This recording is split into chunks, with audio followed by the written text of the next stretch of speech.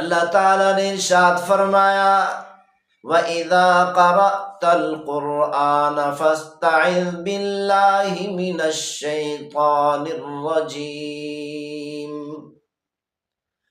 جب آپ قرآن مجید فرقان حمید کی تلاوت کریں تو شیطان مردود سے اللہ تعالیٰ کی پناہ لے لیا کریں۔ یعنی اللہ تعالیٰ نے بتایا کہ جب قرآن مجید فرقان حمید کی تلاوت کرنے لگے تو اس وقت اعوذ باللہ من الشیطان الرجیم پڑھ لیا کریں، شیطان مردود سے اللہ کی پناہ لے لیا کریں، تاکہ شیطان کے مکر و فریب سے، شیطان کے داؤ پیچ سے، شیطان کی دھوکے بازی سے، شیطان کے وساوس سے، شیطان کے شر سے اللہ تعالیٰ تمہیں محفوظ رکھے۔ علماء اکرام نے فرمایا اعوذ باللہ من الشیطان الرجیم پڑھنے کے 5 فائدے۔ اعوذ باللہ من الشیطان الرجیم، اعوذ باللہ من الشیطان الرجیم، اعوذ باللہ من الشیطان الرجیم۔ قرآن مجید فرقان حمید کو اللہ تعالی نے اپنے محبوب صلی اللہ علیہ وسلم پر نازل فرمایا۔ آخر الزمان نبی محمد الرسول اللہ صلی اللہ علیہ وسلم پر اللہ تعالی کی طرف سے قرآن مجید فرقان حمید کا نزول ہوا۔ اللہ تعالی نے قرآن مجید فرقان حمید میں ارشاد فرمایا وَإِنَّهُ لَتَنزِيلُ رَبِّ الْعَالَمِينَ۔ قرآن مجید فرقان حمید اللہ تعالی کی طرف سے تمام جہانوں کو پالنے والے پروردگار کی طرف سے نازل کیا گیا ہے۔ نزل به الروح الامین۔ حضرت جبریل علیہ السلام لوح محفوظ سے محبوب صلی اللہ علیہ وسلم تک لے کر آئے۔ علی قلبک لتکون من المنذرین۔ اللہ تعالیٰ نے فرمایا اے میرے محبوب صلی اللہ علیہ وسلم، ہم نے اس قرآن مجید فرقان حمید کو آپ کے دل مبارک پر نازل کیا بلسان عربی مبین۔ اللہ تعالیٰ نے قرآن مجید فرقان حمید میں ارشاد فرمایا یہ قرآن مجید فرقان حمید کو اللہ تعالیٰ نے پروردگار عالم نے عربی زبان میں نازل فرمایا۔ تو ان آیات مبارکہ سے ثابت ہوا کہ اللہ تعالیٰ نے اس قرآن مجید فرقان حمید کو اپنے محبوب صلی اللہ علیہ وسلم پر نازل فرمایا، آخر الزمان نبی صلی اللہ علیہ وسلم پر نازل فرمایا۔ اس قرآن مجید فرقان حمید کو اللہ تعالیٰ نے بابرکت بنایا ہے، بڑی عظمت عطا کی ہے۔ تو اللہ تعالیٰ نے اپنے بندوں سے فرمایا اے مجھ پر ایمان رکھنے والوں، میری وحدانیت کا اقرار کرنے والوں، میرے محبوب صلی اللہ علیہ وسلم کی رسالت پر ایمان رکھنے والوں، جنت اور جہنم پر، آخرت پر ایمان رکھنے والوں، قبر و حشر پر ایمان رکھنے والوں، اس قرآن مجید فرقان حمید کی عظمت کو، قرآن مجید فرقان حمید کی تکریم کو اپنے دلوں میں بٹھا لو۔ اس قرآن مجید فرقان حمید کے آداب کا خیال رکھا کرو، اس کا ادب کیا کرو۔ جب تلاوت کرنے لگیں قرآن مجید فرقان حمید کے آداب کا خیال رکھا کرو۔ جب قرآن مجید فرقان حمید کی تلاوت کی جائے، کوئی تلاوت کر رہا ہو تو اس وقت بھی اس کے آداب کا خیال رکھا کرو۔ جب قرآن مجید فرقان حمید کو اٹھاؤ اپنے ہاتھوں میں، اس وقت بھی اس کے آداب کا خیال رکھا کرو۔ اسی لیے اللہ تعالیٰ نے ارشاد فرمایا لا یمسہ إلا المطهرون۔ اس قرآن مجید فرقان حمید کو صرف پاک لوگ ہی ہاتھ لگائیں۔ تو اللہ تعالیٰ نے اس آیت مبارکہ میں بتا دیا کہ جب قرآن مجید فرقان حمید کو اٹھانے لگو اپنے ہاتھوں میں لینے لگو تو اس وقت خیال رکھا کرو باوضو ہو کر اس قرآن مجید کو اٹھایا کرو۔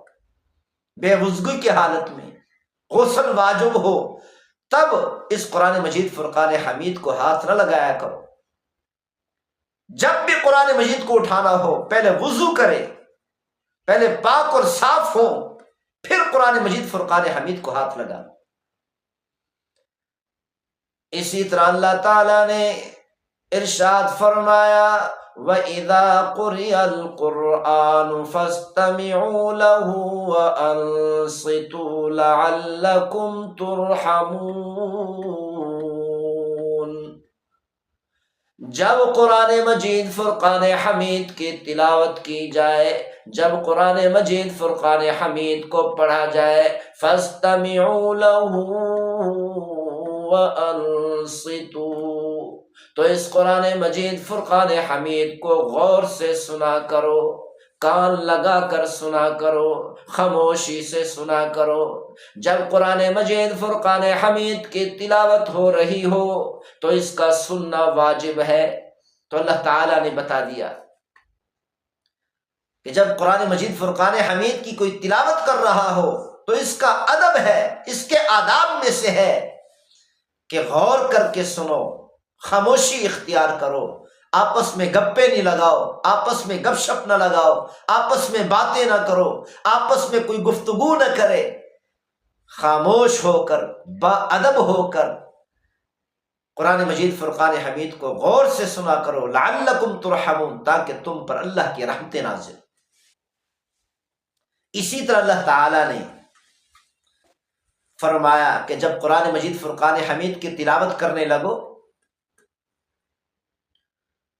اللہ تعالیٰ نے ارشاد فرمایا وَإِذَا قَرَأْتَ الْقُرْآنَ فَاسْتَعِذْ بِاللَّهِ مِنَ الشَّيْطَانِ الرَّجِيمِ۔ جب آپ قرآن مجید فرقان حمید کی تلاوت کریں تو شیطان مردود سے اللہ تعالیٰ کی پناہ لے لیا کریں۔ یعنی اللہ تعالیٰ نے بتایا کہ جب قرآن مجید فرقان حمید کی تلاوت کرنے لگے تو اس وقت اعوذ باللہ من الشیطان الرجیم پڑھ لیا کرے، شیطان مردود سے اللہ کی پناہ لے لیا کرے، تاکہ شیطان کے مکر و فریب سے، شیطان کے داؤ پیچ سے، شیطان کی دھوکے بازی سے، شیطان کے وساوس سے، شیطان کے شر سے اللہ تعالیٰ تمہیں محفوظ رکھے۔ جب آپ قرآن مجید فرقان حمید کی تلاوت کریں تو اس وقت اعوذ باللہ من الشیطان الرجیم پڑھ لیا کریں۔ یہی وجہ ہے کہ انبیاء علیہ السلام شیطان مردود سے اللہ کی پناہ لیا کرتے تھے، اور پیغمبر صلی اللہ علیہ وسلم خاص طور پر جب بھی قرآن مجید فرقان حمید کی تلاوت فرماتے اعوذ باللہ من الشیطان الرجیم پڑھتے تھے، یہ تعوذ پڑھا کرتے تھے۔ اور اسی طرح اولیاء اکرام جب بھی قرآن مجید کی تلاوت کرتے تھے تو اعوذ باللہ من الشیطان الرجیم پڑھا کرتے تھے۔ تو اسی لیے ہمیں چاہیے کہ ہم جب بھی قرآن مجید فرقان حمید کی تلاوت کریں تو تعوذ پڑھا کریں، اعوذ باللہ من الشیطان الرجیم ضرور پڑھا کریں، شیطان مردود سے اللہ کی پناہ ضرور لیا کریں۔ انسان مسلمان یہ اعوذ باللہ پڑھنے سے شیطان مردود کی شرارتوں سے، مکر و فریب سے، دھوکے بازی سے اللہ تعالیٰ کی پناہ میں آ جاتا ہے۔ علماء اکرام نے فرمایا اعوذ باللہ من الشیطان الرجیم پڑھنے کے 5 فائدے ہیں۔ نمبر 1، دین و ہدایت پر استقامت آتی ہے۔ انسان اعوذ باللہ من الشیطان الرجیم پڑھنے سے دین پر، ہدایت پر استقامت حاصل کر لیتا ہے۔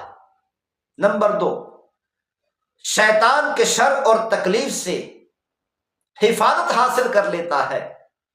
نمبر 3، اللہ تعالی کی حفاظت کے محفوظ قلعہ اور مقام اس کے بعد تسمیہ ہے بسم اللہ الرحمن الرحیم۔ امام ابو حنیفہ رحمۃ اللہ علیہ نے فرمایا کہ یہ تسمیہ تمام صورتوں کے درمیان فرق کرنے کے لیے ہر صورت کے شروع میں لکھی جاتی ہے۔ یہ کسی صورت کا جز نہیں۔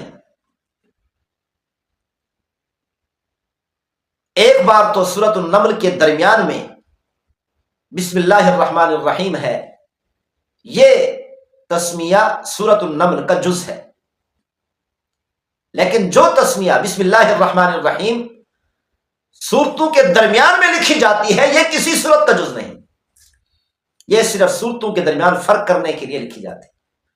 اس بسم اللہ الرحمن الرحیم کے 4 کلمات ہیں، 19 حروف ہیں۔ اللہ تعالی نے بسم اللہ الرحمن الرحیم کا حکم فرمایا پیغمبر صلی اللہ علیہ وسلم کے ذریعہ سے کہ جو مسلمان بھی کوئی کام کرے شروع میں بسم اللہ ضرور پڑھے، اور یہ تسمیہ یعنی بسم اللہ الرحمن الرحیم رسم جاہلیت کا خاتمہ بھی ہے۔ اس بسم اللہ کے ذریعہ سے رسم جاہلیت کو ختم کیا گیا، کیونکہ زمانہ جاہلیت میں لوگ جب بھی کوئی کام کرتے تھے اپنے بتوں کا نام لیا کرتے تھے، تو اللہ تعالی نے سب سے پہلی وحی یہی نازل فرمائی۔ اللہ تعالی نے اپنے محبوب صلی اللہ علیہ وسلم سے فرمایا اقرأ بسم ربک الذی خلق، اے میرے محبوب صلی اللہ علیہ وسلم اپنے پروردگار کے نام سے قرآن مجید فرقان حمید کو پڑھیں جس پروردگار نے پوری کائنات کو پیدا فرمایا۔ تو اللہ تعالیٰ نے یہ حکم فرما کر زمانہ جاہلیت کی رسم کا خاتمہ کر دیا، یعنی پیغمبر صلی اللہ علیہ وسلم کی ساری امت جب بھی کوئی کام کرے گی، خاص طور پر جب قرآن مجید فرقان حمید کی تلاوت کرے گی تو اللہ کا نام لے کر قرآن مجید کی تلاوت کرے گی، جب بھی کوئی کام کرے گی اللہ کا نام لے کر کام کرے گی، کسی بت کا نام نہیں لیا جائے گا۔ اللہ تعالیٰ نے زمانہ جاہلیت کی رسم کا بالکل خاتمہ کر دیا۔ اسی طرح پیغمبر صلی اللہ علیہ وسلم جب بھی کوئی کام شروع فرماتے تھے، کسی کام کا آغاز فرماتے تھے تو آغاز میں بسم اللہ پڑھتے تھے۔ پیغمبر صلی اللہ علیہ وسلم کھانا تناول فرماتے تو آغاز میں بسم اللہ الرحمن الرحیم پڑھا کرتے تھے، پانی نوش فرماتے تو آغاز میں پیغمبر صلی اللہ علیہ وسلم کی عادت شریفہ تھی کہ بسم اللہ الرحمن الرحیم پڑھا کرتے تھے۔ اسی طرح پیغمبر صلی اللہ علیہ وسلم کسی سواری پر سوار ہوتے تو بسم اللہ پڑھتے، سواری سے اترتے تو بسم اللہ پڑھتے، وضو فرماتے تو بسم اللہ پڑھتے، حتیٰ کہ واش روم میں جاتے، بیت الخلاء میں جاتے تو پھر بھی پیغمبر صلی اللہ علیہ وسلم بسم اللہ پڑھتے۔ اس بسم اللہ کے اندر اللہ تعالی کی توحید کا اعلان ہے۔ جب مسلمان بسم اللہ پڑھتا ہے یہ اعلان کرتا ہے کہ اے میرے پروردگار صرف تیرے ہی نام سے میں اس کام کا آغاز کر رہا۔ اس طرح اللہ تعالی کی وحدانیت، اللہ کی توحید کا اعلان کرتا ہے۔ اے میرے پروردگار میں تیرے علاوہ کسی اور کے نام سے کسی کام کا آغاز نہیں کرتا، کسی کام کا بھی میں آغاز کرتا ہوں تو صرف اور صرف تیرے ہی نام سے آغاز کرتا ہوں۔ اور اسی طرح اللہ تعالیٰ کی شفقت اور رحمت کی قوت کا اظہار ہے اس تسمیہ کے اندر کہ میں آغاز کرتا ہوں، شروع کرتا ہوں اللہ تعالیٰ کے نام سے جو بڑا مہربان نہایت رحم والا ہے۔ یعنی انسان کسی کام کا آغاز کرتا ہے تو اس بات کا اقرار کرتا ہے کہ میرے پروردگار کی رحمتیں مجھ پر نازل ہو رہی ہیں اور پوری کائنات پر نازل ہو رہی ہیں۔ اور اسی طرح شرک سے بیزاری کا اعلان کرتا ہے کہ اے میرے پروردگار میں تیرے علاوہ کسی اور کے نام سے اس کام کا آغاز نہیں کرتا، میں صرف اور صرف تیرے ہی نام سے اس کام کا آغاز کرتا ہوں، تو اس طریقے سے شرک سے بیزاری کا اعلان کر دیتا ہے۔ مسلم شریف میں ہے کہ پیغمبر صلی اللہ علیہ وسلم نے ارشاد فرمایا، جس کھانے پر بسم اللہ نہیں پڑھی جاتی اس کھانا میں شیطان کا حصہ ہوتا۔ اسی لیے ہر مسلمان کو چاہیے کہ جب بھی کھانا کھائیں، کوئی چیز بھی تناول فرمائیں، کوئی مشروب نوش فرمائیں، ہر مشروب کے آغاز میں، ہر کھانے کی چیز میں، ہر پینے کے چیز کے آغاز میں، ہر پینے کے آغاز میں بسم اللہ ضرور پڑھیں، تاکہ شیطان کا حصہ نہ ہو، شیطان ہمارے ساتھ بیٹھ کر نہ کھائے، شیطان ہمارے ساتھ بیٹھ کر نہ پیے۔ بسم اللہ پڑھ کر اس کھانے سے، کھانے کی مجلس سے، پینے کی اور مشروبات کی مجلس سے شیطان کو شروع سے ہی بھگا دے، ورنہ شیطان، اگر کوئی مسلمان بسم اللہ نہیں پڑھتا تو اس کے ساتھ شیطان کھانے میں شامل ہو جاتا ہے، مشروب پینے میں شامل ہو جاتا ہے۔ ابو داؤد شریف میں ہے، پیغمبر صلی اللہ علیہ وسلم ایک مرتبہ صحابہ کرام کے ساتھ بیٹھ کر کھانا تناول فرما رہے تھے۔ ایک صحابی رضی اللہ تعالیٰ عنہ کھانے کے شروع میں بسم اللہ پڑھنا بھول گئے، جب درمیان میں یاد آیا تو اس صحابی نے پڑھا بسم اللہ اولہ و آخرہ، تو پیغمبر صلی اللہ علیہ وسلم مسکرانے لگے۔ پیغمبر صلی اللہ علیہ وسلم نے فرمایا، میں دیکھ رہا ہوں جیسے ہی آپ نے بسم اللہ اولہ و آخرہ پڑھا تو شیطان اس مجلس سے، کھانے کی مجلس سے کھڑا ہو گیا اور شروع سے لے کر اب تک جتنا کھایا سارا کھانا قے کر دیا اور قے کر کے نکال دیا۔ یعنی پیغمبر صلی اللہ علیہ وسلم کی اس حدیث شریف سے ثابت ہوتا ہے کہ جو مسلمان کھانے کے شروع میں یا کوئی چیز پی رہا ہے اس کے شروع میں بسم اللہ نہیں پڑھتا تو شیطان کھانے اور پینے میں شریک ہو جاتا ہے، ساتھ مل کر اور ساتھ بیٹھ کر کھاتا ہے اور پیتا ہے۔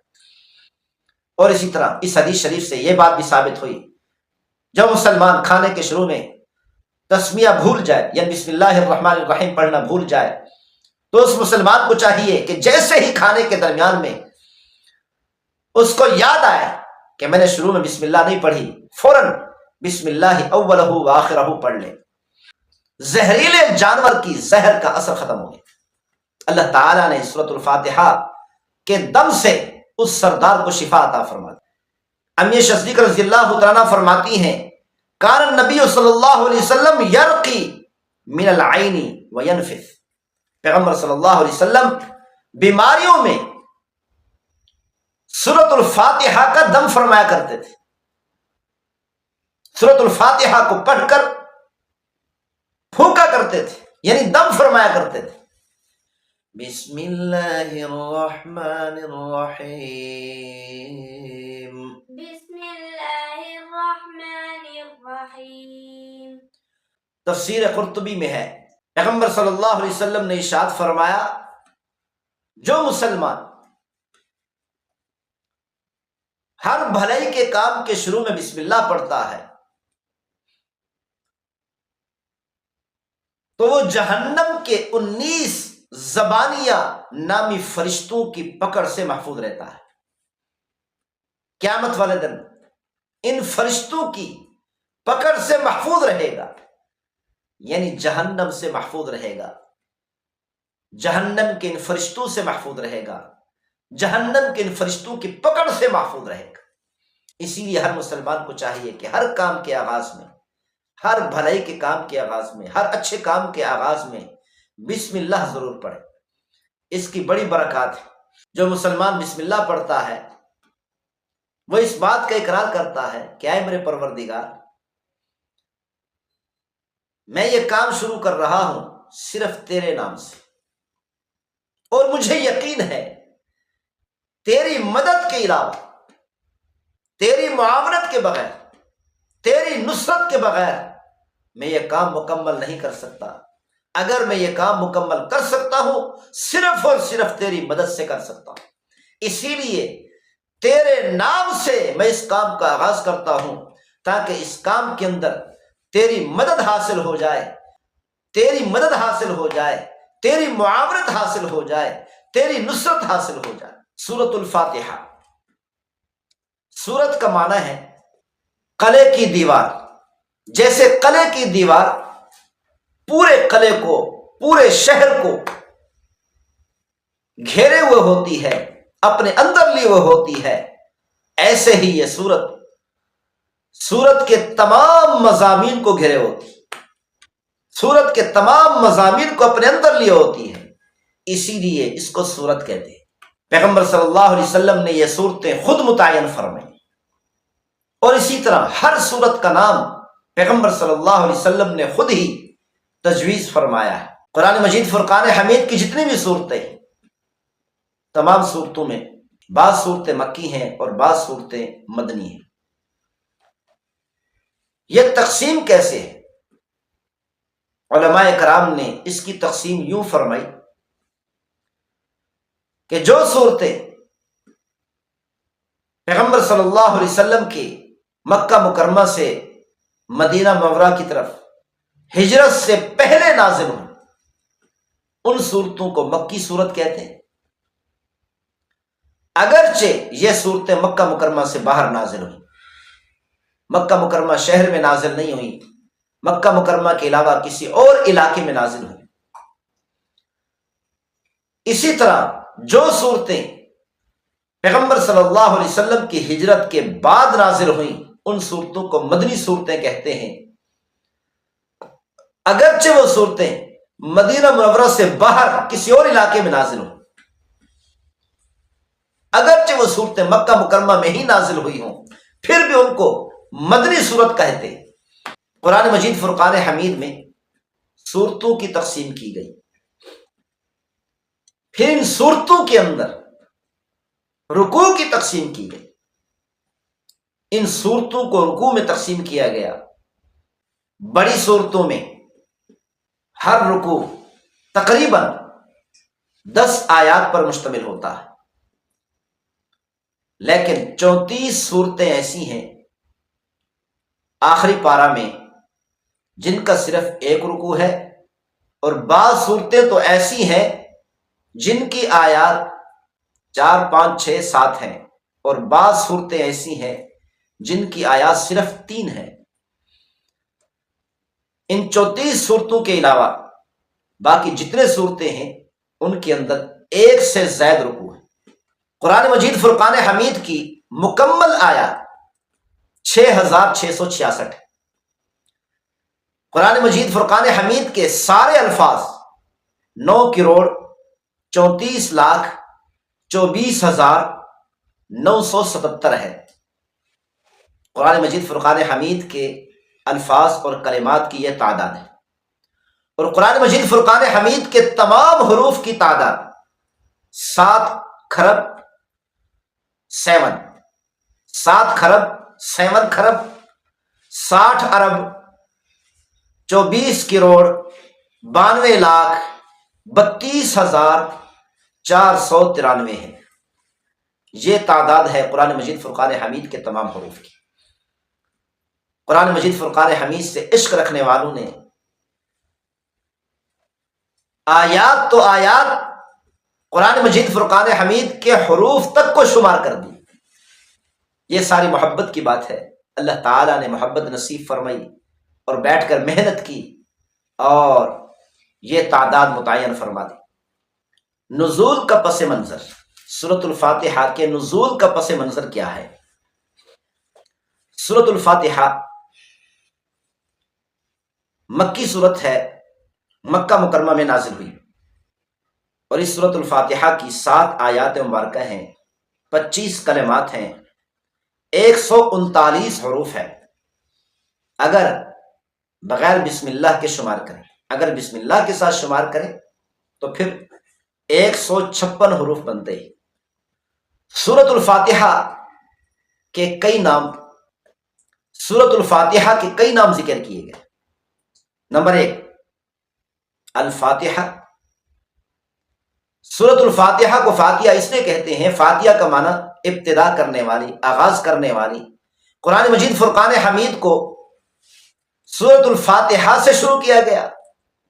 قرآن مجید فرقان حمید کا آغاز سورۃ الفاتحہ سے ہوا، اسی لیے اس سورت کو سورۃ الفاتحہ کہتے ہیں۔ اسی طرح سورۃ الفاتحہ کا دوسرا نام فاتحۃ الکتاب بھی ہے، تیسرا نام فاتحۃ القرآن بھی ہے۔ کتاب کو شروع کرنے والی، قرآن مجید فرقان حمید کو شروع کرنے والی اس سورۃ الفاتحہ کا نام ام الکتاب بھی ہے، کتاب کی ماں۔ اس سورۃ الفاتحہ کا اور نام ام القرآن بھی ہے، قرآن مجید فرقان حمید کی ماں۔ اس سورۃ الفاتحہ کا اور نام القرآن العظیم بھی ہے، بڑا عظمت والا قرآن۔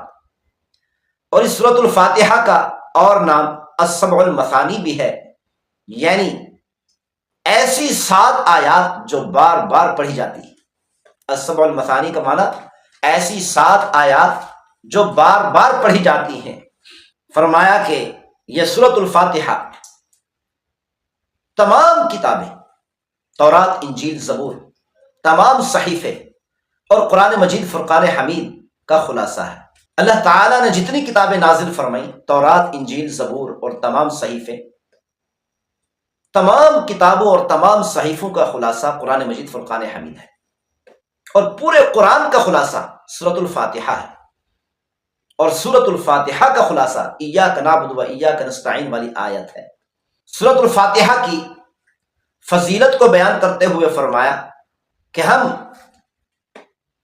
اس سورت کا تذکرہ کرنا چاہ رہے ہیں جو سورۃ الفاتحہ پورے قرآن مجید فرقان حمید کا دل ہے۔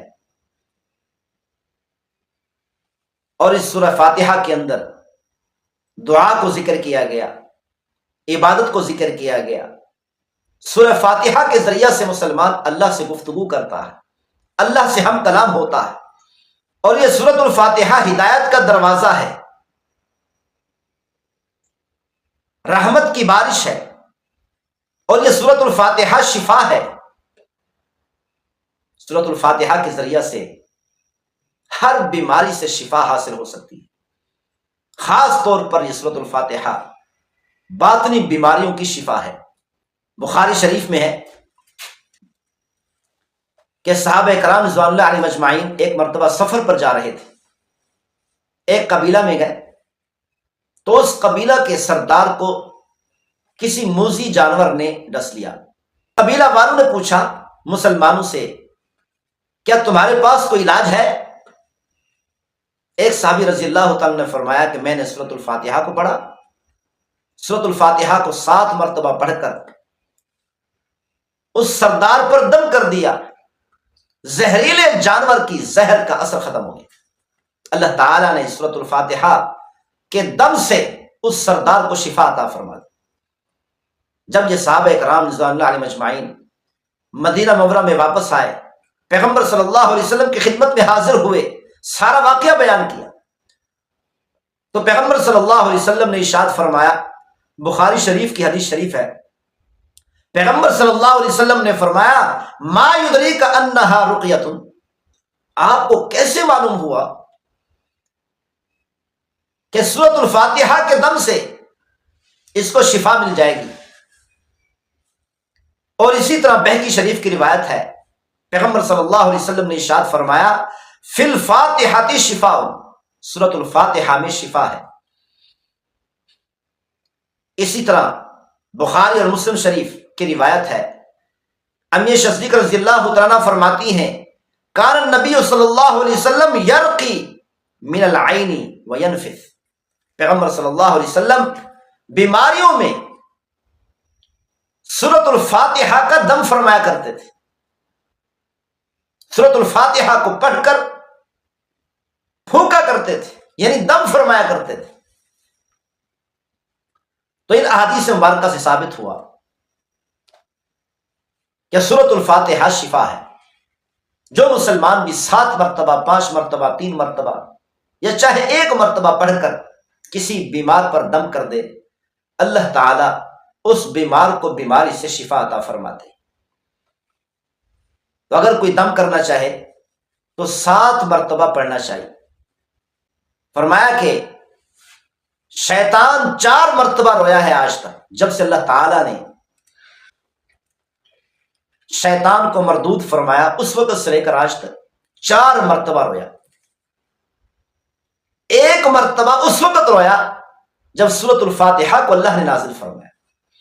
الحمد للہ رب العالمین، الحمد للہ رب العالمین۔ فرمایا کہ شیطان 4 مرتبہ رویا ہے آج تک، جب سے اللہ تعالیٰ نے شیطان کو مردود فرمایا اس وقت سے لے کر آج تک 4 مرتبہ رویا۔ ایک مرتبہ اس وقت رویا جب سورۃ الفاتحہ کو اللہ نے نازل فرمایا۔ یہ سورۃ الفاتحہ ہر نماز میں پڑھی جاتی ہے، کوئی نماز ایسی نہیں، نفل ہو، واجب ہو، سنت ہو، فرض ہو، تہجد ہو، اشراق ہو، اوابین ہو، کوئی بھی نماز ہو، کوئی نماز سورۃ الفاتحہ کے بغیر نہیں ہوتی۔ ہر نماز میں سورۃ الفاتحہ پڑھنا واجب ہے، اور بعض ائمہ کرام کے نزدیک سورۃ الفاتحہ کو نماز میں پڑھنا فرض ہے، لیکن احناف کے نزدیک سورۃ الفاتحہ کو نماز میں پڑھنا واجب ہے۔ پیغمبر صلی اللہ علیہ وسلم نے ارشاد فرمایا، اللہ کا فرمان ہے، قسمت الصلاۃ بینی و بین عبدی، میں نے نماز کو اپنے درمیان اور اپنے بندے کے درمیان تقسیم کر دیا۔ فرمایا کہ جب بندہ کہتا ہے الحمدللہ رب العالمین، اللہ تعالیٰ فرماتے ہیں حمیدنی عبدی، میرے بندے نے میری تعریف کی۔ جب مسلمان بندہ نماز کے اندر الرحمن الرحیم پڑھتا ہے تو اللہ تعالیٰ فرماتے ہیں اثنا علی عبدی، میرے بندے نے میری تعریف کی، یا میرے بندے نے میری دوبارہ تعریف کی۔ پھر جب مسلمان بندہ نماز کے اندر مالک یوم الدین پڑھتا ہے تو اللہ تعالیٰ فرماتے ہیں مجدنی عبدی، میرے بندے نے میری بزرگی بیان کر دی۔ جب مسلمان بندہ ایاک نعبد و ایاک نستعین پڑھتا ہے تو اللہ تعالیٰ فرماتے ہیں ھذا بینی و بین عبدی، یہ میرے بندے اور میرے درمیان ہے، وَلِعَبْدِي مَا سَأَلَ، اور میں اپنے بندے کو وہ سب کچھ عطا کروں گا جو مجھ سے مانگے گا۔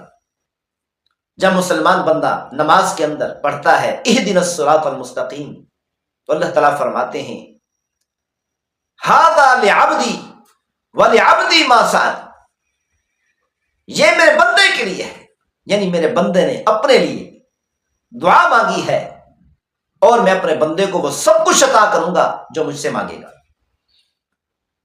یعنی جب مسلمان بندہ نماز کے اندر سورہ فاتحہ کی تلاوت کرتا ہے، وہی یقین کر لے، اس حدیث شریف سے ثابت ہے، وہی یقین کر لے کہ اللہ سے ہم کلام ہو رہا ہے، اللہ سے گفتگو کر رہا ہے، اور ہر جملے پر اللہ تعالیٰ اس مسلمان کو جواب دیتے ہیں۔ ترمذی شریف کی روایت ہے، پیغمبر صلی اللہ علیہ وسلم نے ارشاد فرمایا اس ذات کی قسم جس کے قبضہ قدرت میں میری جان ہے،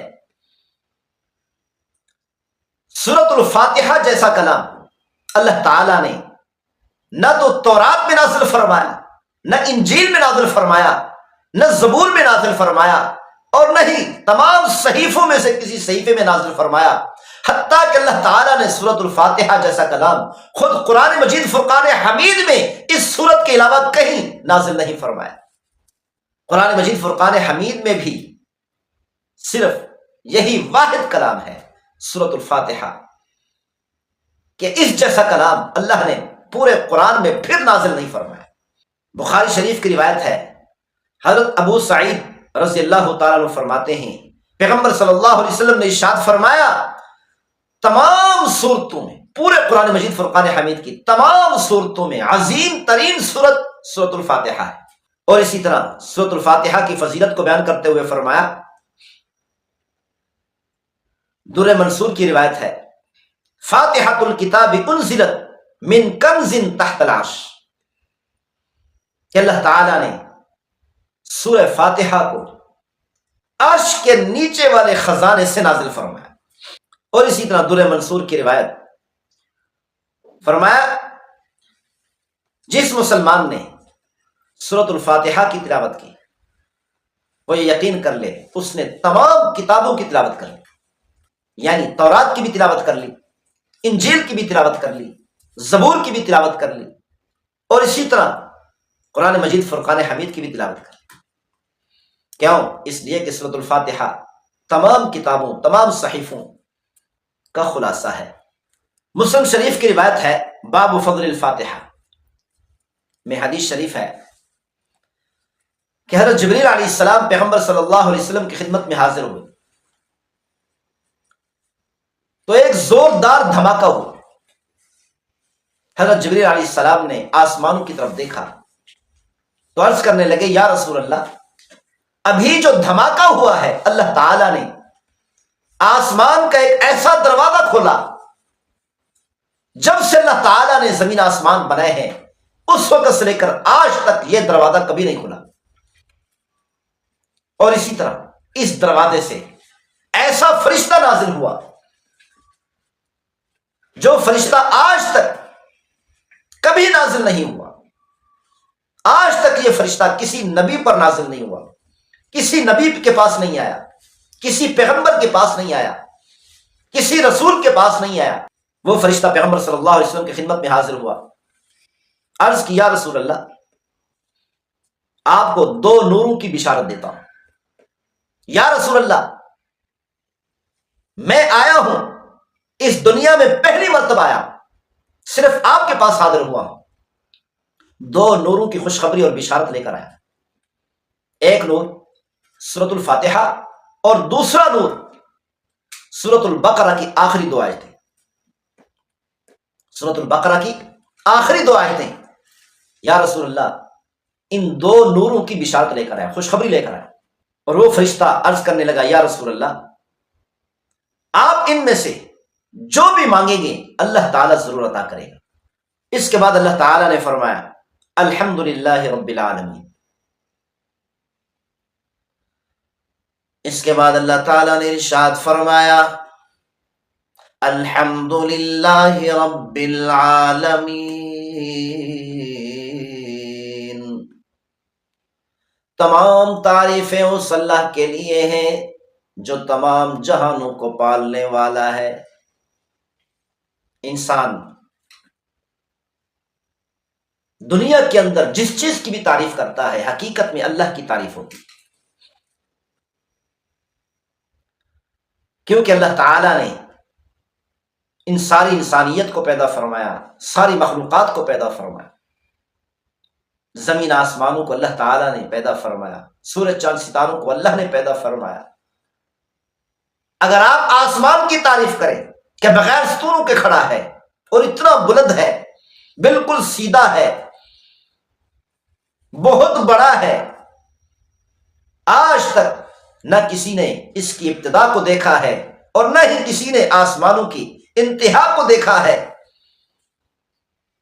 تو یہ تعریف حقیقت میں آسمانوں کی نہیں بلکہ اللہ کی ہے، کیونکہ اللہ تعالیٰ نے فرمایا، اللہ الذی رفع السماوات بغیر عمد ترونہا۔ اللہ وہ ذات ہے کہ جس نے 7 آسمانوں کو بغیر ستونوں کے کھڑا کر دیا، یعنی اللہ تعالیٰ نے آسمانوں کو بغیر ستونوں کے بلند کر دیا۔ یہ اللہ تعالیٰ کی کاریگری ہے۔ آپ کسی انسان کی تعریف کرتے ہیں، سائنسدان کی تعریف کرتے ہیں کہ ہوائی جہاز بنا دیے، وزنی لوہے کو فضا میں اڑا دیا، راکٹ بنا دیے، اسلحہ بنا دیا، بم بنا دیے۔ یہ تعریف حقیقت میں سائنسدانوں کی نہیں بلکہ یہ تعریف حقیقت میں پروردگار کی ہے، کیونکہ اللہ تعالیٰ نے ان کو ذہانت عطا کی، اللہ تعالیٰ نے دیکھنے کے لیے آنکھیں عطا کی، بولنے کے لیے زبان عطا کی، پکڑنے کے لیے ہاتھ عطا کیے، چلنے کے لیے پاؤں عطا کیے۔ یہ ساری نعمتیں اللہ نے ہی عطا کی ہیں۔ سورج کی روشنی میں یہ کام کرتے ہیں، سورج کو پیدا کرنے والا اللہ ہے، اللہ تعالیٰ نے ہی ان کو علوم عطا کیے، اللہ تعالیٰ نے ہی ان کو ذہن عطا کیا، دماغ عطا کیا، جس ذہن اور دماغ سے یہ کام کرتے ہیں تو یہ تعریف حقیقت میں سائنسدانوں کی نہیں بلکہ پروردگار کی ہے، کیونکہ حقیقت میں ان کو ذہن دینے والا، علوم دینے والا پروردگار ہے۔ اسی لیے فرمایا الحمدللہ، تمام تعریفیں اللہ کے لیے، رب العالمین، جو تمام جہانوں کو پالنے والا ہے۔ رب کا کیا معنی ہے؟ پالنے والا۔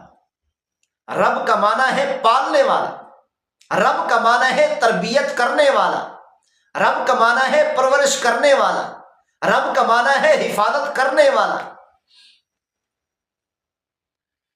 تو اللہ تعالی ساری مخلوقات کو پیدا بھی کرتا ہے، روزی بھی عطا کرتا ہے، پرورش بھی کرتا ہے۔ اسی لیے اللہ تعالی نے فرمایا وَمَا مِن دَابَّةٍ فِي الْأَرْضِ إِلَّا عَلَى اللَّهِ رِزْقُهَا، کہ تمام مخلوقات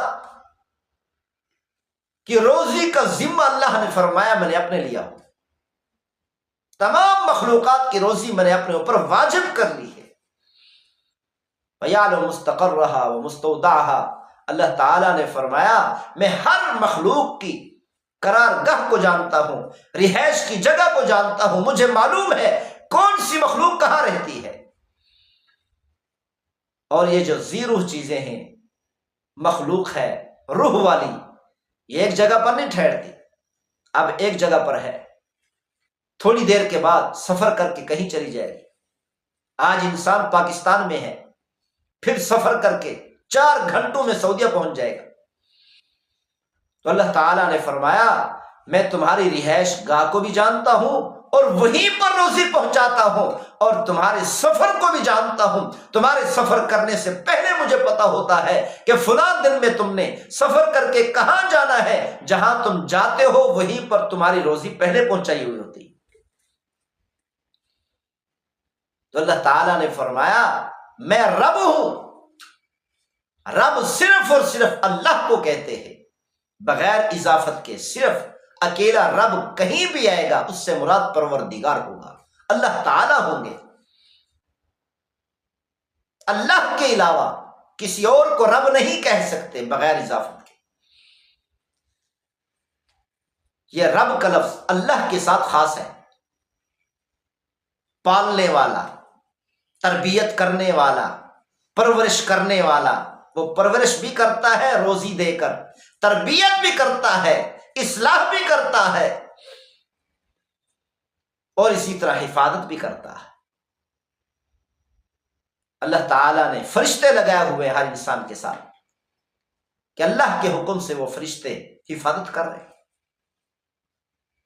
دنیا کے اندر کتنی جنات ہیں، اللہ نے ایسی ایسی مخلوقات پیدا کی ہوئی ہے جو انسان کو نظر نہیں آتی، جو انسان پر حملہ کر سکتی ہیں، لیکن اللہ تعالیٰ نے ہر انسان کے ساتھ فرشتے لگائے ہوئے ہیں کہ وہ فرشتے حفاظت کرتے ہیں۔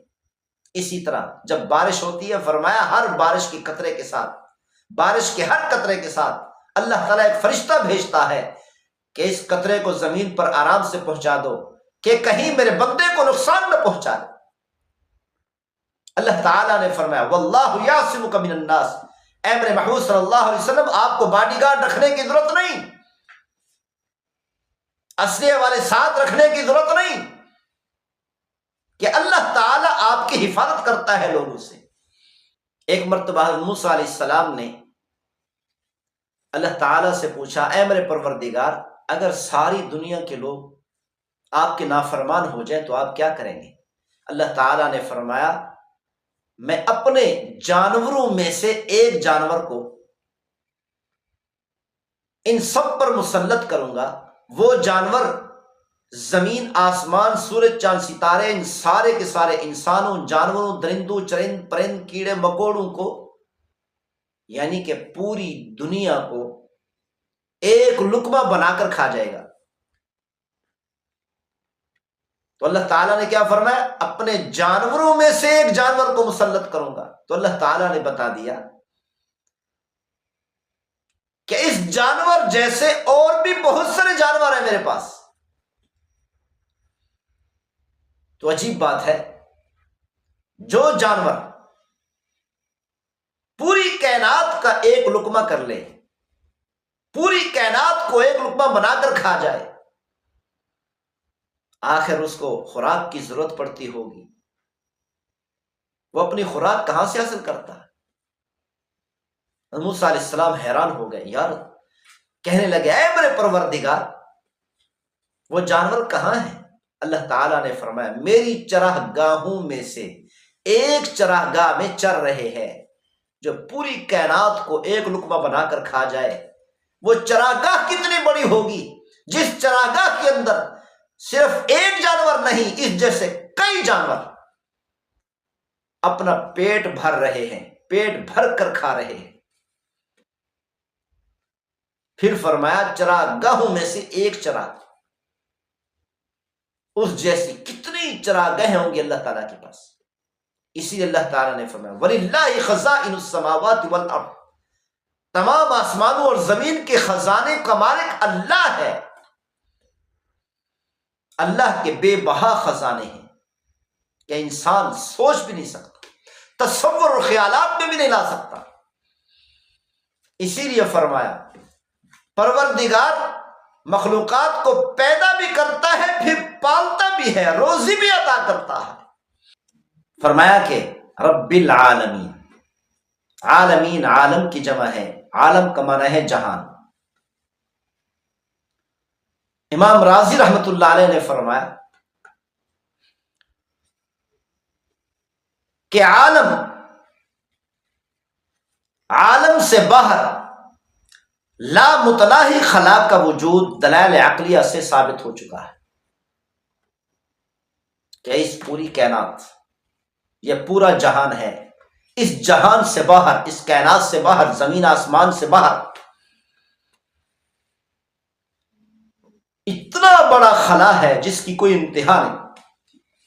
یہ دلائل عقلیہ سے ثابت ہو چکا۔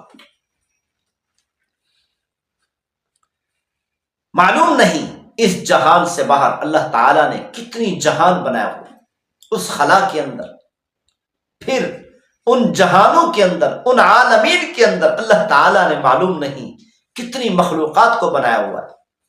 جیسے اس جہان میں، اس عالم میں، زمین و آسمان والے عالم میں اللہ تعالیٰ نے انسانوں کو پیدا فرمایا، جنات کو پیدا فرمایا، جانوروں کو، کتنی مخلوقات یہاں پر ہیں۔ حضرت ابو سعید خدری رضی اللہ تعالیٰ نے فرمایا ان للہ 40,000 عالم، کہ اللہ تعالیٰ کے 40,000 جہان ہیں، یعنی اللہ تعالیٰ نے 40,000 جہانوں کو پیدا فرمایا، اور فرمایا کہ الدنیا من شرقها الى غربها عالم واحد، یہ ساری دنیا، یہ ساری کائنات مشرق سے لے کر مغرب تک، شمال سے لے کر جنوب تک ایک عالم ہے، ایک جہان ہے۔ اس جیسے جہان 39,999 اور جہان اللہ تعالی نے پیدا فرمائے۔ وقال مقاتل رحمت اللہ علیہ نے فرمایا العالمون 80,000 عالم، فرمایا کہ سارے جہان اللہ تعالی نے 80,000 جہان پیدا فرمائے۔ 40,000 عالم فی البر، خشکی کے اندر اللہ تعالیٰ نے 40,000 عالم، 40,000 جہان پیدا فرمائے۔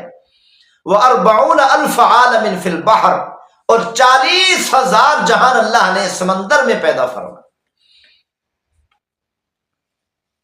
کل 80,000 عالم، 80,000 جہان اللہ تعالیٰ نے پیدا فرمائے۔ ان میں سے ایک جہان مشرق سے لے کر مغرب تک، شمال سے لے کر جنوب تک ہے، زمین آسمان سمیت ہے، یہ ایک جہان ہے۔ فرمایا کہ نظام شمسی جن میں اللہ تعالیٰ نے سورج چاند ستارے پیدا فرمائے، زمین آسمان پیدا فرمائے، یہ نظام شمسی 750 ارب میل میں پھیلا ہوا ہے، 750 ارب میل میں یہ نظام شمسی پھیلا ہوا ہے۔ تو اللہ تعالیٰ نے کتنی مخلوقات پیدا فرمائی، کتنے جہان پیدا فرمائے، ان جہانوں میں کتنی مخلوقات پیدا فرمائی، اور ان ساری مخلوقات کو اللہ تعالیٰ روزی دے رہا ہے، سارے جہانوں کی مخلوقات کو اللہ تعالیٰ روزی پہنچا رہا ہے، ان کی تربیت کر رہا ہے، ان کی حفاظت کر رہا ہے، ان کی پرورش کر رہا ہے۔ تو سچ فرمایا اللہ تعالیٰ نے الحمدللہ رب العالمین، تمام تعریفیں اس اللہ کے لیے ہیں جو تمام جہانوں کو پالنے والا ہے۔ مالک یوم الدین، میں قیامت کے دن کا مالک ہوں۔ ان تمام انسانوں کو، مسلمان ہیں، کافر ہیں، مشرک ہیں، یہودی ہیں، عیسائی ہیں، پھر مسلمانوں کے اندر متقی ہیں، فرما بردار ہیں، نافرمان ہیں، زیادہ گناہ کرنے والے ہیں، تھوڑے گناہ کرنے والے ہیں، زیادہ نیکیاں کرنے والے ہیں، تھوڑی نیکیاں کرنے والے ہیں۔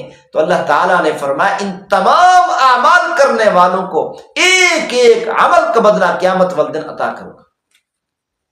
فَمَن يَعْمَلْ مِثْقَالَ ذَرَّةٍ خَيْرًا يَرَهُ، جو بھی نیکی کرتا ہے چاہے وہ تھوڑی سی کیوں نہ ہو، ذرے کے برابر ہی کیوں نہ ہو، کل قیامت میں اللہ تعالیٰ نے فرمایا اس کے سامنے لاؤں گا۔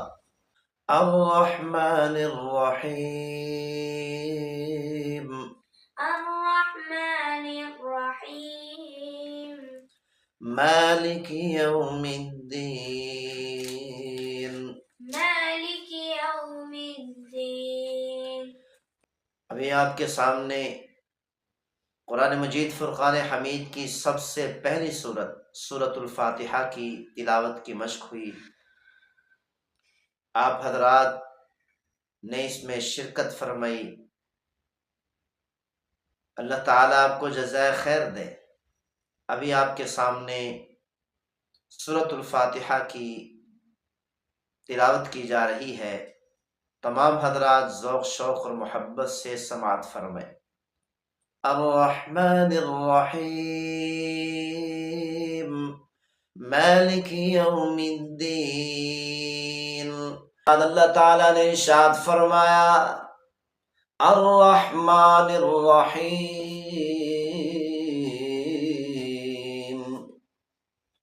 جو بڑا مہربان نہایت رحم کرنے والا ہے۔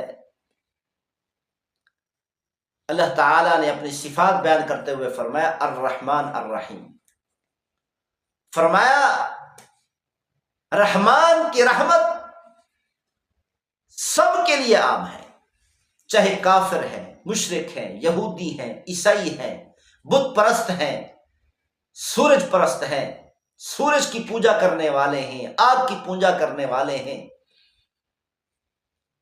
مسلمان ہیں، مومن ہیں، اچھے اعمال کرنے والے ہیں، برے اعمال کرنے والے ہیں، رحمان کی رحمت سب کے لیے عام ہے۔ دیکھیں مشرکین نے، کافروں نے، بت پرستوں نے اللہ کا انکار کر دیا، شرک کر رہے ہیں، اللہ کے ساتھ شریک ٹھہرا رہے ہیں، اتنا بڑا گناہ کر رہے ہیں۔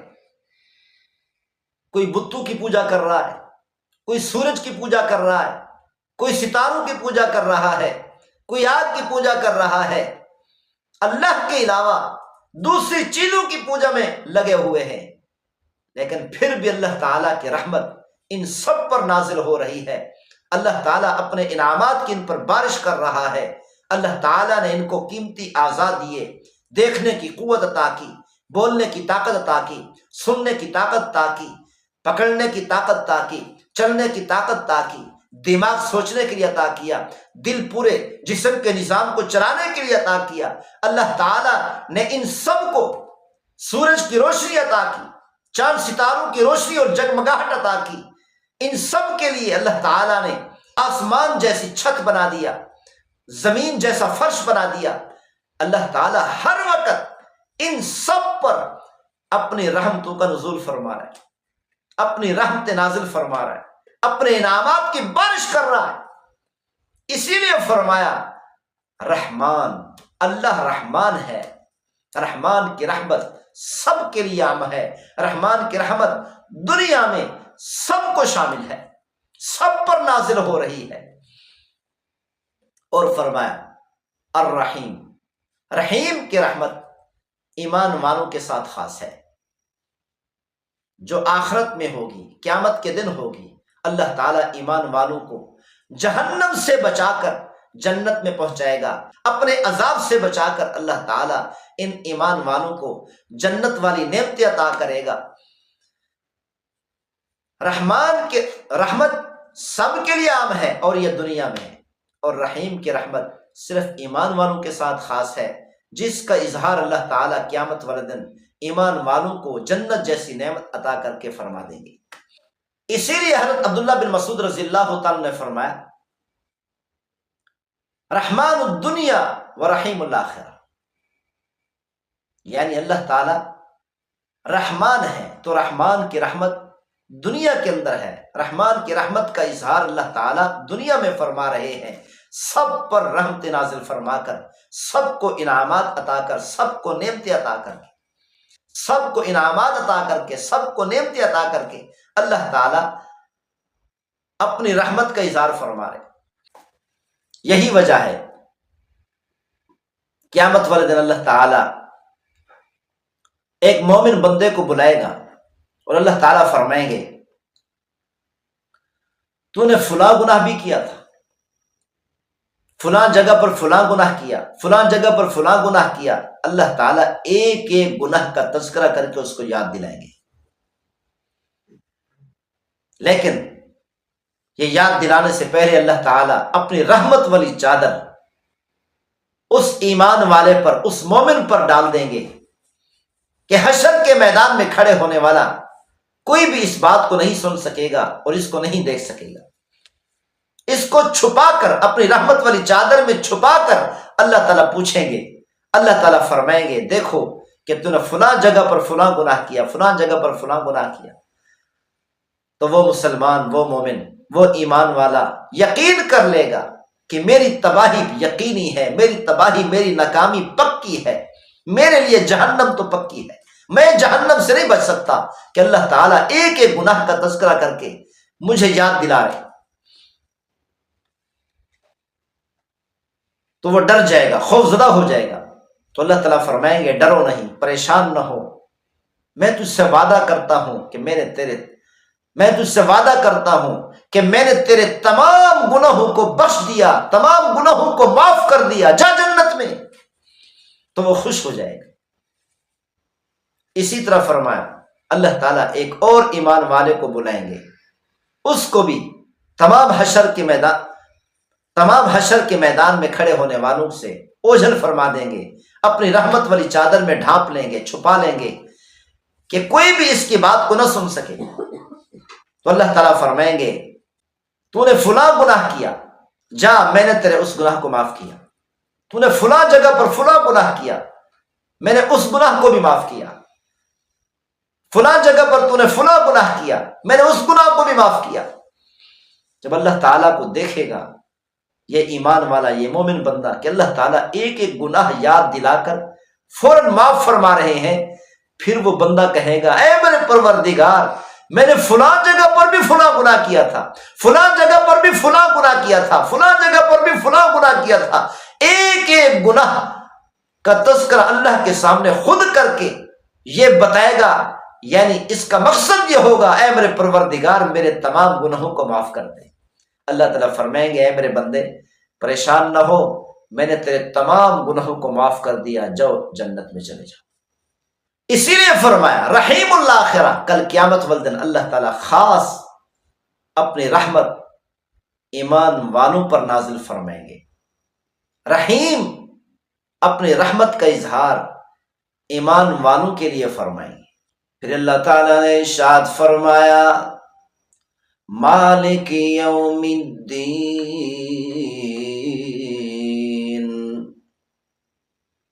قیامت کے دن کا مالک ہے۔ یعنی اللہ تعالیٰ نے اس آیت مبارکہ میں یہ بتا دیا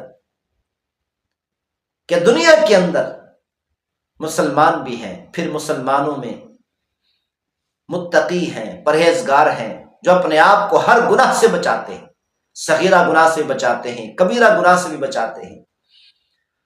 اور بعض ایمان والے ایسے ہیں جو گناہوں میں مبتلا ہیں، بعض ایمان والے ایسے ہیں کلمہ پڑھنے کے بعد کبھی نیکی نہیں کی، بعض ایمان والے ایسے ہیں زیادہ گناہ کرتے ہیں نیکیاں کم کرتے ہیں، بعض ایمان والے ایسے ہیں جو نیکیاں زیادہ کرتے ہیں گناہ کم کرتے ہیں۔ اور دنیا کے اندر کافر بھی ہیں، مشرک بھی ہیں، شرک کرنے والے ہیں، اللہ کے ساتھ شریک ٹھہرانے والے ہیں، بتوں کی پوجا کرنے والے ہیں، سورج کی پوجا کرنے والے ہیں، فرشتوں کی پوجا کرنے والے ہیں، آگ کی پجاری ہیں، یہود و نصارہ ہیں، کافر اور مشرک ہیں۔ تو اللہ تعالیٰ نے فرمایا مالک یوم الدین، میں قیامت کے دن کا مالک ہوں۔ ان تمام انسانوں کو، مسلمان ہیں، کافر ہیں، مشرک ہیں، یہودی ہیں، عیسائی ہیں، پھر مسلمانوں کے اندر متقی ہیں، فرما بردار ہیں، نافرمان ہیں، زیادہ گناہ کرنے والے ہیں، تھوڑے گناہ کرنے والے ہیں، زیادہ نیکیاں کرنے والے ہیں، تھوڑی نیکیاں کرنے والے ہیں۔ تو اللہ تعالیٰ نے فرمایا ان تمام اعمال کرنے والوں کو ایک ایک عمل کا بدلہ قیامت والدن عطا کروں گا۔ فَمَن يَعْمَلْ مِثْقَالَ ذَرَّةٍ خَيْرًا يَرَهُ، جو بھی نیکی کرتا ہے چاہے وہ تھوڑی سی کیوں نہ ہو، ذرے کے برابر ہی کیوں نہ ہو، کل قیامت والدن اللہ تعالیٰ نے فرمایا اس کے سامنے لاؤں گا اور اس نیکی کا بدلہ اس کو ضرور عطا کروں گا۔ وَمَن يَعْمَلْ مِثْقَالَ ذَرَّةٍ شَرًّا يَرَهُ، جو برائی کرتا ہے اللہ فرماتے ہیں وہ برائی بھی ہر انسان کے سامنے اور اس کی آنکھوں کے سامنے لاؤں گا اور برائی کا بدلہ بھی ملے گا۔ اللہ تعالی ہم سب کو نیکیوں کا بدلہ نصیب فرمائے، ہماری تمام برائیاں، تمام گناہ، تمام نافرمانیاں معاف فرما دے۔ اسی لیے اللہ تعالیٰ نے فرمایا مالک یوم الدین، پروردگار قیامت کے دن کا مالک ہے، سزا جزا کا مالک ہے۔ ایاک نعبد و ایاک نستعین، إياك نعبد وإياك نستعين، اهدنا الصراط المستقیم، اهدنا الصراط المستقيم، صراط الذين أنعمت عليهم صراط الذين أنعمت عليهم غير المغضوب عليهم ولا الضالين،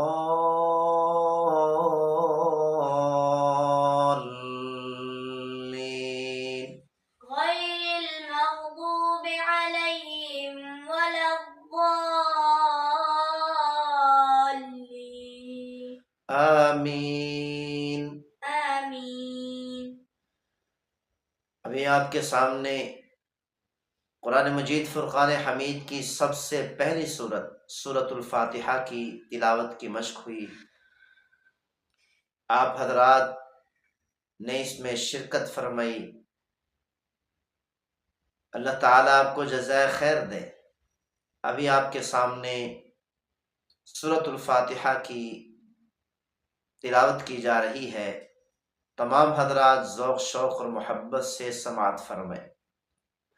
ایاک نعبد و ایاک نستعین، اهدنا الصراط المستقیم،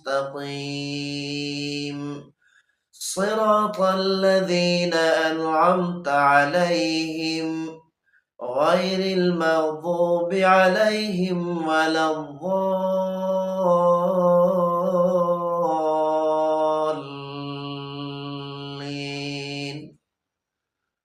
آمین۔ بعد اللہ تعالیٰ نے فرمایا ایاک نعبد و ایاک نستعین، اللہ تعالیٰ نے ارشاد فرمایا ایاک نعبد و ایاک نستعین، مسلمان بندہ نماز میں کھڑے ہو کر کہتا ہے اے میرے پروردگار ہم صرف اور صرف تیری ہی عبادت کرتے ہیں اور تجھ ہی سے مدد مانگتے ہیں۔ مسلمان بندہ نماز میں کھڑے ہو کر سورہ فاتحہ کی تلاوت کرتے ہوئے کہتا ہے اے میرے پروردگار ہم صرف اور صرف تیری عبادت کرتے ہیں، ہم صرف اور صرف تجھ ہی سے مدد مانگتے ہیں۔ حضرت عدی بن حاتم نے کہا یا رسول اللہ اتخذوا احبارهم ورهبانهم اربابا من دون اللہ، اللہ تعالیٰ نے فرمایا کہ ان یہودیوں نے اپنے پیشواؤں کو، اپنے علماء کو، اپنے مرشدین کو، اپنے پیروں کو اللہ کے علاوہ خدا بنا لیا۔ تو حضرت عدی بن حاتم رضی اللہ تعالیٰ نے عرض کیا، رسول اللہ، ان یہودیوں نے اپنے پیشواؤں کو خدا تو نہیں بنایا، ان کو یہ یہودی خدا تو نہیں سمجھتے، اللہ تو نہیں سمجھتے۔ تو پیغمبر صلی اللہ علیہ وسلم نے ارشاد فرمایا، ان علماء نے، یہودیوں کے پیشواؤں نے کتاب میں تحریف کی، ان یہودیوں نے تسلیم کیا۔ ان یہودیوں کے پیشواؤں نے، یہودیوں کے علماء نے، ان کے پیروں نے، ان کے مرشدین نے اللہ کے حلال کو حرام کر دیا اور حرام کو حلال کر دیا، ان یہودیوں نے تسلیم کیا۔ تو یہ ایسے ہے جیسے انہوں نے اپنے ہی پیشواؤں کو، اپنے علماء کو، اپنے راہبوں کو، اپنے راہبوں کو خدا بنا لیا ہے، اللہ کے علاوہ اللہ مان لیا ہے۔ اسی لیے اللہ تعالیٰ نے فرمایا، اتخذوا احبارہم ورہبانہم اربابا من دون اللہ، کہ ان یہودیوں نے اپنے علماء کو، اپنے راہبوں کو، اپنے پیشواؤں کو اللہ کے علاوہ خدا بنایا ہوا ہے۔ اسی لیے فرمایا ہر مسلمان کو چاہیے کہ جب نماز میں کھڑے ہو کر کہتا ہے ایاک نعبد و ایاک نستعین، اس کو چاہیے، ہر مسلمان کو چاہیے کہ یہ سوچے کہ کہیں ایاک نعبد و ایاک نستعین کہہ کر میں اللہ سے جھوٹ تو نہیں بول رہا، میں نے اللہ کے علاوہ کسی اور کو تو خدا نہیں بنایا ہوا، میں اللہ کے علاوہ کسی اور کی تو عبادت نہیں کرتا، میں اللہ کے علاوہ کسی اور سے تو مدد نہیں چاہتا، مدد طلب نہیں کرتا۔ ہر مسلمان کو چاہیے کہ نماز پڑھتے ہوئے سوچے، یہ جملہ پڑھتے ہوئے سوچے کہ کہیں میں جھوٹ تو نہیں بول رہا۔ حضرت شاہ عبدالعزیز محدث دہلوی رحمۃ اللہ علیہ نے اپنی تفسیر عزیزی میں یہ واقعہ ذکر فرمایا کہ شیخ سفیان ثوری رحمۃ اللہ علیہ ایک مرتبہ امامت کرا رہے تھے، جب ایاک نعبد و ایاک نستعین پر پہنچے، یہ جملہ پڑھا، بے ہوش ہو کر گر گئے۔ جب ہوش آیا تو فرمانے لگے، ایاک نعبد و ایاک نستعین والا جملہ پڑھتے ہوئے بے ہوش اس لیے ہو گیا، میں سوچ میں پڑ گیا کہ کہیں میں اللہ کے سامنے، اپنے پروردگار کے سامنے جھوٹ تو نہیں بول رہا، کیا واقعی میں اللہ کی بات کرتا ہوں، کیا واقعی اللہ ہی سے مدد چاہتا ہوں؟ اگر میری نگاہ کسی اور پر ہے، میری نگاہ پیسے پر ہے، دولت پر ہے، تجارت پر ہے، میں یہ سمجھتا ہوں دنیا کے کام کاج دولت سے بنتے ہیں، دولت سے ہوتے ہیں، پیسے سے ہوتے ہیں، سونا چاندی سے ہوتے ہیں، ہیرے جواہرات سے ہوتے ہیں، تجارت سے ہوتے ہیں، عہدوں سے ہوتے ہیں۔ اگر میرے ذہن میں یہ بات ہے تو اس کا مطلب یہ ہے کہ میں مدد اللہ کے علاوہ کسی اور سے بھی چاہتا ہوں، ایاک نعبد و ایاک نستعین پڑھ کر جھوٹ بول رہا ہوں۔ تو اسی لیے ہر مسلمان کو یقین کرنا چاہیے کہ ہر کام میں ہمیں چاہیے کہ ہم اللہ سے مدد طلب کریں، ہمیں چاہیے ہم صرف اور صرف اللہ کی بات کریں، ہم یہ یقین کر لیں دنیا کے اندر جو کام بھی ہوتا ہے اللہ کے امر سے ہوتا ہے، اللہ کے حکم سے ہوتا ہے، اللہ کی نصرت سے ہوتا ہے، اللہ کی معاونت سے ہوتا ہے، اللہ کی مدد سے ہوتا ہے۔ اللہ کے علاوہ کوئی بھی طاقت کوئی کام نہیں کر سکتی۔ دنیا میں جتنے بھی کام ہوتے تجارت سے نہیں ہوتے، کاروبار سے نہیں ہوتے، عہدوں سے نہیں ہوتے، پیسے سے نہیں ہوتے، دولت سے نہیں ہوتے، اللہ کے حکم سے ہوتے ہیں، اللہ کی مدد سے ہوتے ہیں، اللہ کی نصرت سے ہوتے ہیں، اللہ کی معاونت سے ہوتے ہیں۔ اگر یہ یقین ہے تو پھر تو میں سچ بول رہا ہوں، پھر میں جھوٹ نہیں بول رہا۔ اسی لیے بھائی ہمیں اس یقین کے ساتھ یہ آیت مبارکہ پڑھنی چاہیے کہ اے میرے پروردگار، ہم تیری ہی بات کرتے ہیں اور تجھ ہی سے مدد طلب کرتے ہیں ہر کام میں، ہر عمل میں۔ فرمایا کہ ایاک نعبد و ایاک نستعین سورہ فاتحہ کا خلاصہ ہے۔ جیسا کہ پہلے بیان کیا گیا کہ اللہ تعالیٰ نے جتنی کتابیں نازل فرمائی، تورات، انجیل، زبور اور تمام صحیفے، ان تمام کی تمام کتابوں کا خلاصہ قرآن مجید فرقان حمید ہے۔ پورے قرآن مجید کا خلاصہ سورہ فاتحہ ہے، اور سورہ فاتحہ کا خلاصہ ایاک نعبد و ایاک نستعین یہ آیت مبارکہ ہے۔ یہ توحید کا خلاصہ ہے، اور اللہ تعالیٰ نے اس آیت مبارکہ میں انسان کو یہ تعلیم دے دی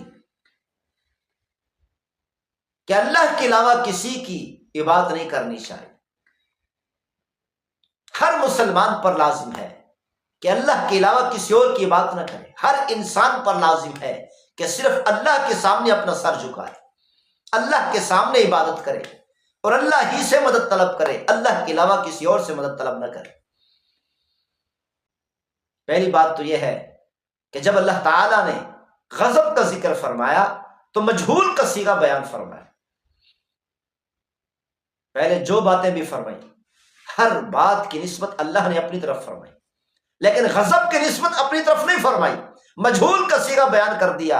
اس سے اللہ تعالیٰ کی رحمت اور شفقت کا غلبہ معلوم ہوتا ہے کہ اللہ کی رحمت غالب ہے، اللہ کی شفقت غالب ہے اللہ کے غضب پر، کیونکہ اللہ تعالیٰ اپنا غضب کسی پر نازل نہیں کرنا چاہتا۔ اللہ تعالیٰ کسی اپنے بندے کو جہنم میں داخل نہیں کرنا چاہتا۔ اللہ تعالیٰ کسی اپنے بندے کو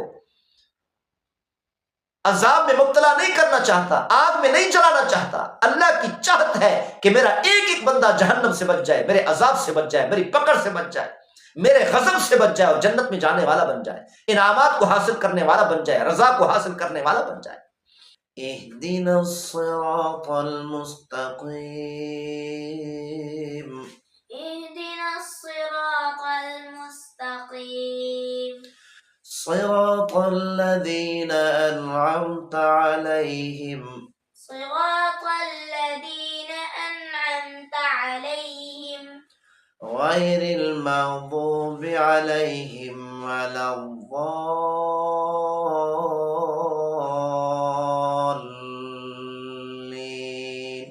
غير المغضوب عليهم ولا الضالين آمین۔ آمين۔ ابھی آپ کے سامنے قرآن مجید فرقان حمید کی سب سے پہلی سورت الفاتحہ کی تلاوت کی مشق ہوئی۔ آپ حضرات نے اس میں شرکت فرمائی، اللہ تعالیٰ آپ کو جزائے خیر دے۔ ابھی آپ کے سامنے سورت الفاتحہ کی تلاوت کی جا رہی ہے، تمام حضرات ذوق شوق اور محبت سے سماعت فرمائیں۔ اعوذ باللہ من الشیطان الرجیم، بسم اللہ الرحمن الرحیم، الحمد للہ رب العالمین، الرحمن الرحیم، مالک یوم الدین، ایاک نعبد و ایاک نستعین، اہدنا الصراط المستقیم، صراط الذین انعمت علیہم غیر المغضوب علیہم ولا الضالین،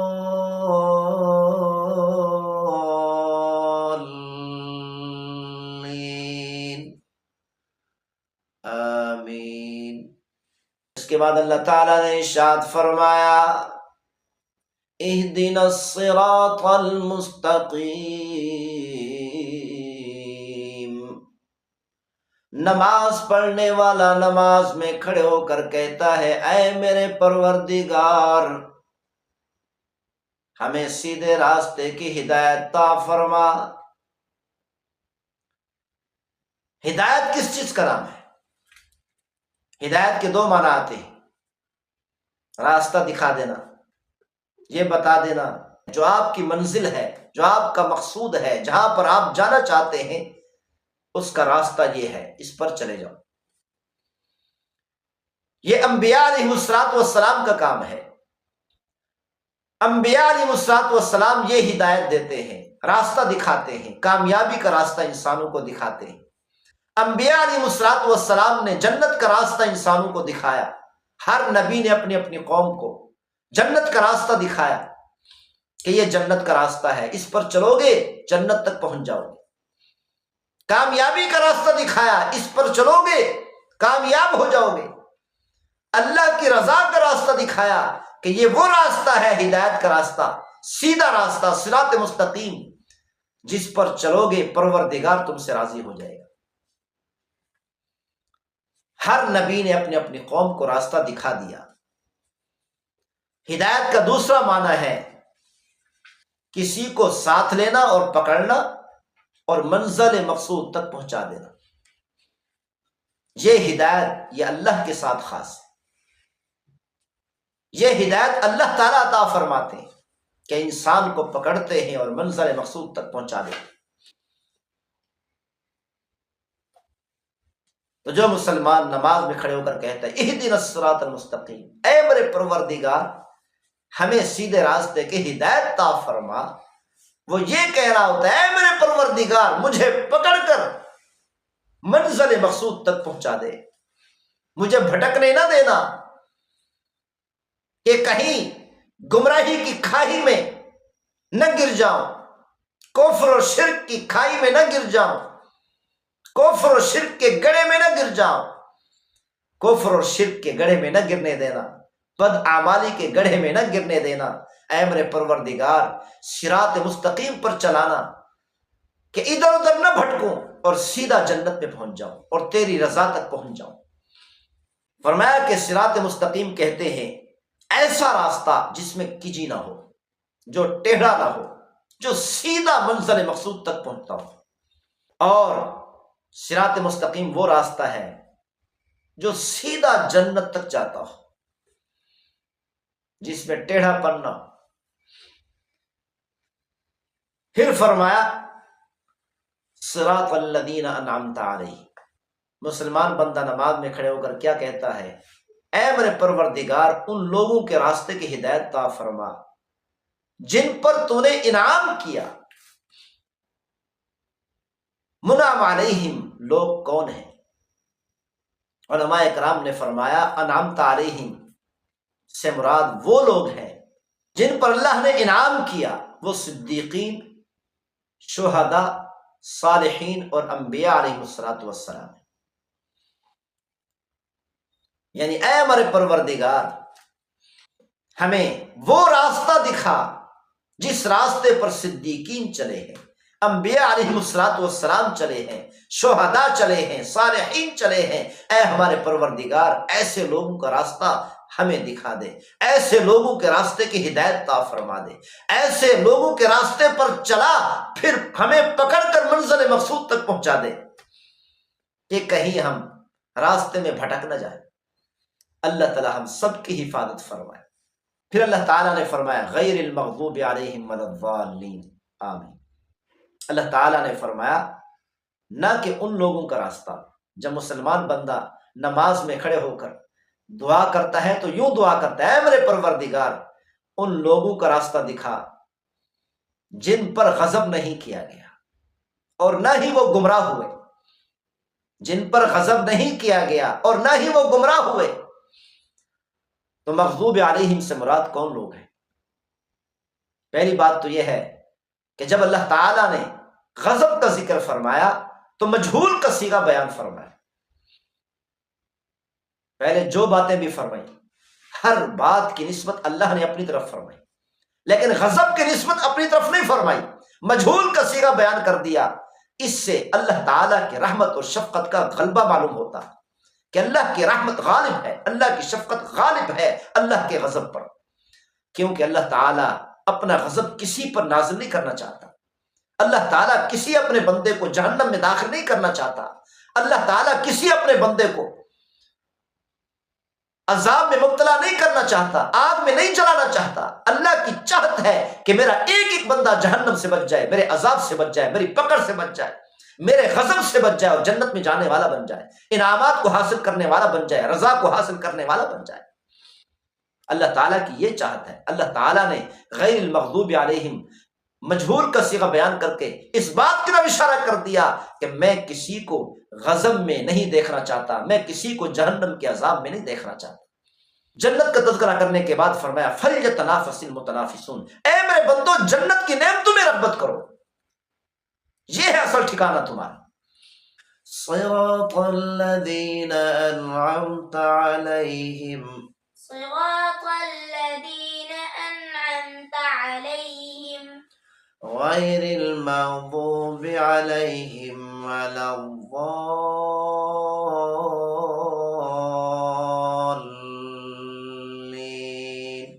غير المغضوب عليهم ولا الضالين آمین۔ آمين۔ ابھی آپ کے سامنے قرآن مجید فرقان حمید کی سب سے پہلی سورۃ الفاتحہ کی تلاوت کی مشق ہوئی۔ آپ حضرات نے اس میں شرکت فرمائی، اللہ تعالیٰ آپ کو جزائے خیر دے۔ ابھی آپ کے سامنے سورۃ الفاتحہ کی تلاوت کی جا رہی ہے، تمام حضرات ذوق شوق اور محبت سے سماعت فرمائیں۔ صراط الذین انعمت علیہم غیر المغضوب علیہم ولا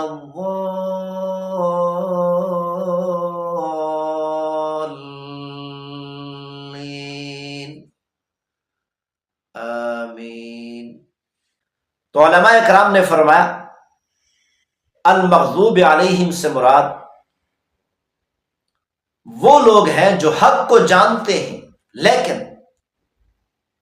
دنیاوی مفاد کے غرض سے حق کا انکار کرتے ہیں، جیسے یہودی لوگ ہیں۔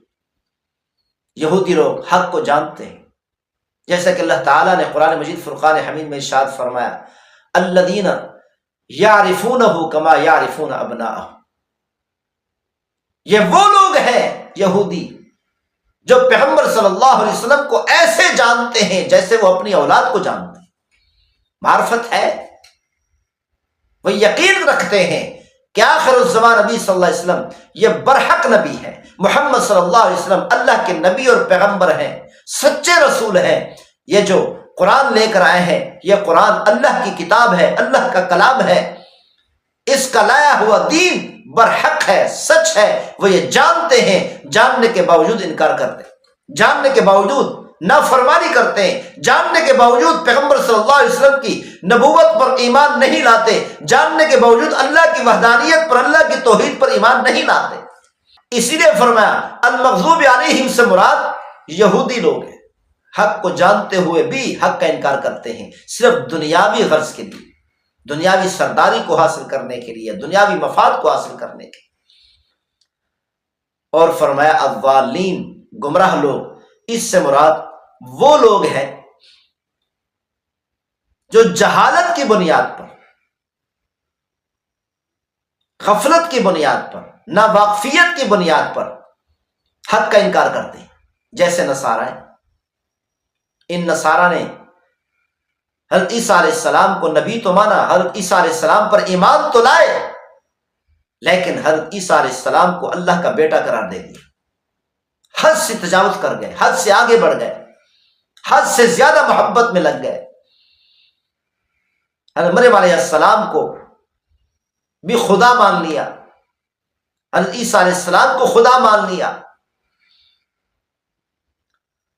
تو اسی لیے فرمایا یہ ایسے لوگ ہیں جو حق کو نہیں جانتے، حقیقت کو نہیں جانتے، جہالت کی وجہ سے، ناواقفیت کی وجہ سے۔ امام راضی رحمۃ اللہ علیہ فرماتے ہیں تفسیر کبیر میں المغضوب علیہم سے مراد وہ لوگ ہیں جو عملی گناہ کرتے ہیں، عملی غلطیاں کرتے ہیں، ایمان تو لے آئے، کلمہ تو پڑھ لیا، مسلمان تو ہے، ایمان والے تو ہیں، لیکن گناہوں میں مبتلا ہے، نافرمانیاں کر رہے ہیں، نماز نہیں پڑھتے، روزے نہیں رکھتے رمضان مبارک کے، اللہ تعالیٰ کی طرح طرح کی نافرمانیاں کرتے ہیں۔ اور الظالم سے مراد وہ لوگ ہیں جو اعتقادی طور پر غلطیاں کرتے ہیں، یعنی ان کا عقیدہ ہی صحیح نہیں ہے، کافر ہیں، مشرک ہیں، بت پرست ہیں، جن کے عقیدے صحیح نہیں، یہ سب لوگ الظالم میں شمار ہیں۔ بہرحال مسلمان بندہ اللہ کے سامنے نماز میں جب کھڑا ہوتا ہے تو دعا کرتا ہے، اے میرے پروردگار مجھے سیدھے راستے کی ہدایت عطا فرما، ان لوگوں کا راستہ جن پر آپ نے انعام فرمایا، یعنی انبیاء علیہ الصلوۃ والسلام، صدیقین، شہداء اور صالحین کا راستہ، اور جن پر غضب نہیں کیا گیا اور نہ ہی وہ گمراہ ہوئے۔ اے میرے پروردگار مجھے گمراہی سے بچانا، نافرمانی سے بچانا، اعتقادی غلطی سے بچانا، عملی غلطی سے بچانا، اپنی حفاظت میں رکھنا۔ سورۃ الفاتحہ کا مرکزی مضمون کیا بیان ہوا؟ اس میں چند چیزیں ہیں۔ پہلے نمبر پر حمد و ثنا کو بیان کیا گیا، اللہ کی ربوبیت کو بیان کیا گیا، اللہ کی رحمت کو بیان کیا گیا، اللہ تعالیٰ کی بادشاہت کو بیان کیا گیا، اللہ تعالیٰ کی عبادت اور بندگی کو بیان کیا گیا، اور دعا کا تذکرہ کیا گیا۔ سورۃ الفاتحہ سے ہمیں کیا سبق ملا؟ نمبر 1، ہر مسلمان کو چاہیے کہ اللہ پر مکمل بھروسہ کرے۔ اللہ ہی روزی دینے والے، اللہ ہی پرورش کرنے والے، اللہ ہی سب کچھ عطا کرنے والے، اللہ ہی حفاظت کرنے والے۔ اللہ پر مکمل بھروسہ ہونا چاہیے ایمان والے، کہ اللہ کے علاوہ کسی کی طرف آنکھ اٹھا کر نہ دیکھے۔ دوسرے نمبر پر ہر مسلمان کو چاہیے کہ اللہ سے مدد مانگنے کی عادت بنا لے، اللہ سے مدد مانگے، اللہ سے معاونت مانگے، اللہ سے نصرت مانگے۔ جب بھی کوئی پریشانی پیش آئے اللہ کی طرف متوجہ ہو جائے، نفل پڑھے، نماز پڑھے، دعا مانگے، اے میرے پروردگار میری اس مشکل کو حل فرما، اے میرے پروردگار میری یہ ضرورت پوری فرما۔